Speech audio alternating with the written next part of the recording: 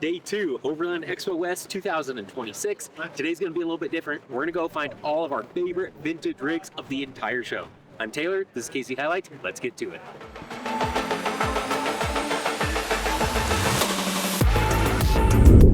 All right, we're here with Sam with Yoga Slackers and the Slacker van, yeah. And the Slacker van. So kind of already ran you through the 3 questions, but we're going to do 3 questions, quick, Sure. concise, fun. Okay. Number 1. Do my best. Yeah, no worries. Number 1, what is the most unique or conspicuous or inconspicuous problem-solving mod of the whole van? Let's go inconspicuous. Yeah. The most inconspicuous problem-solving mod is that obviously it's a tin can. And everyone likes to live in tin cans, but the problem with tin cans is they sound like tin. Yeah. So we coated the whole inside with lizard skin, so it doesn't sound like this. Yeah. Yeah. So it's very hidden, but it makes a huge difference when your life is inside of a tin can. That's perfect. That's like that good little inspirational tip that we want to give. That's perfect. Yeah. All right, question number 2. What is your favorite memory in the van, around the van, building the van, before, after, just kind of favorite memory in general with it? Yeah, I think what stands out to me, my favorite memory with this van is I drove from Vegas all the way up to Idaho Falls without touching pavement. Cool. So that was pretty spectacular. Was I feel like it was 600. that? 6? That's a good Somewhere in there, yeah. Wow. About 600 miles, and I used, I think it was, what's that app? Can't remember it now. Like the new app, Onyx. Thank you. Yep. I used the Onyx app, and we were sponsored for a year with them, and so it was really, really helpful. Yeah. And so I kind of actually missed that. I might actually have to pay for it. Yeah, that's cool. But it allowed us to drive up and over some mountains and visit some ghost towns and do a lot of problem solving on things that were kind of shaking around. So it was a good shakedown run. So Yeah, 600 miles on dirt's a good shakedown run for sure. All right, cool. Question number 3. What is the whole inspiration behind the Slacker van in total? Where'd it come from? Why? Okay. Can you zoom in with that camera right here?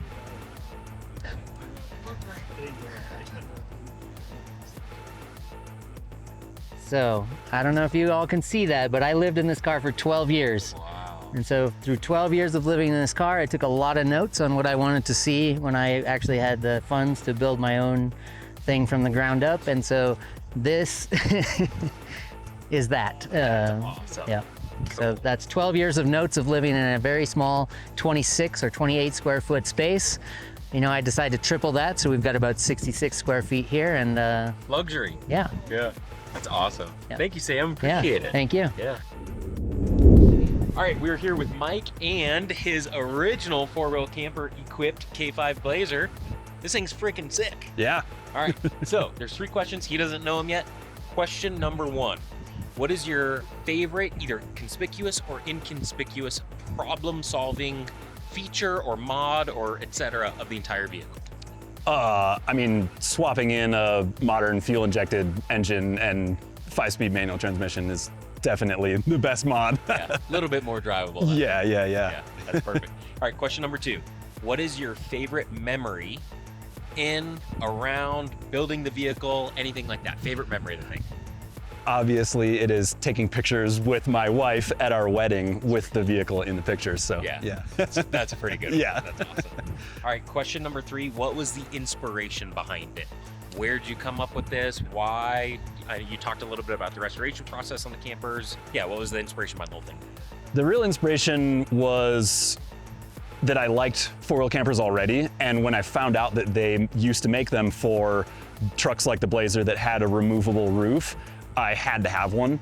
And so it took me about 5 years to find one. They're very rare, and once I found it, then I started the restoration project and kind of made it a lifelong passion project. Yeah. But yeah, just the pass through to the cab, because it's not a pickup truck, that was really what inspired me to find this specific type of camper. Yeah. Yeah. It's awesome. Cool. Thank you, sir. Thanks for showing it off. Yeah, you're welcome. Great. Thanks. All right, we're with Bobby of Red or Dead Fabrication and his 89 Toyota pickup truck, one of my personal favorites of all of Northern Arizona, if not the West Coast. Thanks, Taylor. Appreciate that, man. Yeah. That's cool. There's a lot of rigs out here. A lot of cool rigs. So Bobby already knows the 3 questions, so we're gonna run them through quick, concise, trying to get to the meat.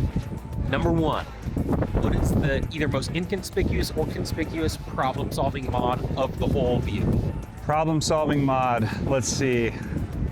Man, I would say most recently, wasn't a firm believer. I mean, this is gonna sound a little ridiculous. I kind of start with like underbuilding a truck a little bit, and it kind of, yeah, it kind of teaches you how to drive too. When you just jump straight into like overbuilding a truck, you lack the experience of having to find the right line when it's just kind of that point and shoot rig. Yeah. So the most recent one was the most hesitant I've been because I like to drive it more than I like to work on it, and it never really needed me to take the transfer case out and do a re-gear on the transfer case, but I did a 4.7 re-gear on the rear case, and that mated to another 228, gives me like a 10-to-1 low range ratio. It's just absolutely thread the needle low. That's awesome. And it got me up a buggy line at the Hammers this last year. It was just a game changer. And I was a firm believer that the 228 on top of the 228 was plenty enough low range. It's a little more than a Rubicon Jeep, but now it's double that, and it is choice. It's a big deal. It allows you to get into really sketchy situations and have all the control in the world. That's cool. And it's cool to get that history too of what it was like before that and then after. Yeah, So and that's the way I like to do it. Yeah, it's great. It's like when I first started and not having lockers forever. It makes you find the right line. Totally, yeah. Speaking of history, question number 2, what is your favorite memory of the vehicle, in it, driving it, wheeling it, building it, putting it on display, whatever, anything? Okay, I think my favorite memory was actually pretty recently. It was this last year's. We go to the Rubicon and the Fordyce every year, and traditionally we'd go in our 4Runner. The 4Runner's got back seats in it, and I could fit the whole family in it. But the 4Runner is getting a new engine. It's just kind of down right now. It's actually here at the show. It's doing okay. It's limping along. But this thing doesn't fit the dogs, the gear, the family too well, so I bought a seat from a TJ, a Jeep, grafted in. It fits perfectly between the fender wells. I put it's a little fold down bench seat. I put the soft topper from a 4-door Tacoma with the short bed, because that's a bobbed bed. It fits perfectly. So we got the whole family in the thing. We got our bags strapped to the XO cage, and we did the whole Rubicon. And then we drove to the Fordyce, did the whole Fordyce, and then drove back to the trailer at the end of the Rubicon. You know how many people you just pissed off by telling that you just put a TJ seat in a Toyota? It's all right. It's all right. That's cool. That's a good memory here. So another mod. Question number 3. Oh, question number 3. What's the inspiration? Why'd you build this thing? Obviously, you have a history of red Toyotas. And, oh yeah, that's kind of funny you mentioned the red Toyota thing. Even my tow rig's red. I don't know what the deal is, but I decide I want a Toyota pickup. The first one I find is red. It's not like I was looking for it, it just happened. My tow rig, I decided I wanted a Duramax, an older Duramax, because I was familiar with the interior and all that stuff. Red Duramax is what I got. It's just pure coincidence, kind of funny. Crazy. But the inspiration for this rig is, my first rig that I built was 88 4Runner, long travel IFS on 35. It's got a locker, did a lot of wheeling in it, did Ultimate Adventure in it. I got tired of destroying the original paint of the truck and putting gnarly rock rash on a truck that's in relatively good shape. So I bought this truck. It's an old ranch truck, and it's got like hay bale damage on the bed already. It was bone stock when I got it, and I'm like, this is a perfect candidate to be a rock crawler. So the inspiration was actually my 4Runner. I was just trying to preserve it a little bit. That's cool. No, it works. That's a little bit. And it's been great. Less fearful of beating out. Yeah, and it's been such a great rig that my wife, when I was building it, she didn't care that much about it, and then we go wheel it a bunch of times and do all these trips, and she's like, you can never sell this truck. Oh yeah. I mean, don't get me wrong. I love the 4Runner. Yeah. But like, this has my. This gets so much more use than the 4Runner. It's just kind of the graduated 4Runner, you know. But I love it. That's it. Thank you, sir. Sweet. All right, we're here with Kelly with Adventure Built on YouTube and his 71 Ford pickup truck. Hey, thank you, Taylor. I appreciate that. This truck has been just a blast to build. Yeah, this thing's sick. All right, he already kind of knows the 3 quick questions, so we're gonna keep it concise, but I wanna hear some kind of the meat of it, right? Excellent. So number 1, as big or as little as you wanna get, what's your favorite problem-solving mod of the whole Ford pickup truck? Well, honestly, my favorite problem-solving mod is actually the biggest pain in the butt that I had, and it's the suspension. When I got the truck 3 years ago, the suspension was completely shot, and obviously the 71 F100 sits quite a bit lower, and I wanted to give it that high boy look. Yeah. So I got the Rough Country 4-inch suspension kit, and unfortunately, not much of it fit from the factory, so I had to do a lot of fabrication work. What I thought was going to be a 2-week build turned into a 4-month build. Nice. But it's worth it. Fun time. All right, question number 2, probably getting that same line, right? What is your favorite memory of the truck, whether it was during the build, that 4-month build process of the suspension, or actually using it ever since then? Just what's the favorite memory with it?